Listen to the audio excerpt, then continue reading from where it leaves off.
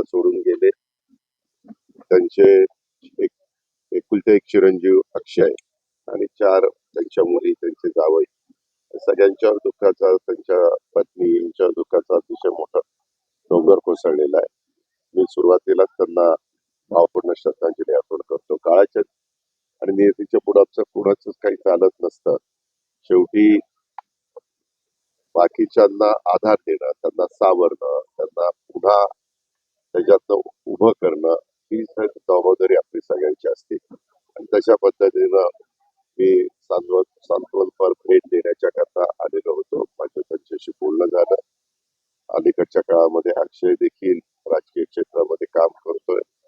आम्ही सगळेजण महायुतीमधनं सरकार त्या ठिकाणी चालवतोय आणि सरपंचापासून अनेक वेगवेगळी पदं त्यांनी भूषवली. आता बँकेचे विद्यमान चेअरमन म्हणून पण ते काम पाहत होते.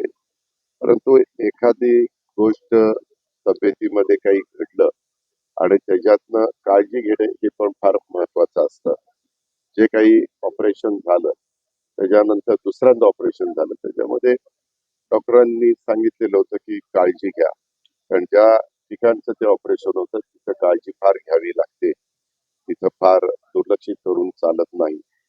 आणि अचानक मला त्या दिवशी सकाळी संग्राम जगतापांचा फोन आला आणि त्याने ज्या दवाखान्यात त्यांना नेलं होतं त्या डॉक्टरांना पण त्यांनी फोन दिला. त्या डॉक्टरांनी मला सांगितलं की दादा शिवाजीराव नमोर, म्हणजे तिथं दवाखान्यात यायच्या आधीच त्यांची प्राणज्योत मालवलेली होती.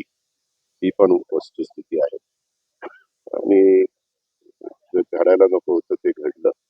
परंतु मध्ये अरुण काका सारखी व्यक्ती पण अचानक आपल्याला सोडून गेली. साधारण त्याच वयाचे शिवाजीराव पण आज आपल्याला सोडून गेले. मोठी पोकळी अहिल्यानगरच्या या राजकीय क्षेत्रामध्ये निर्माण झालेली, कधी भरून न निघणारी अशा प्रकारचे.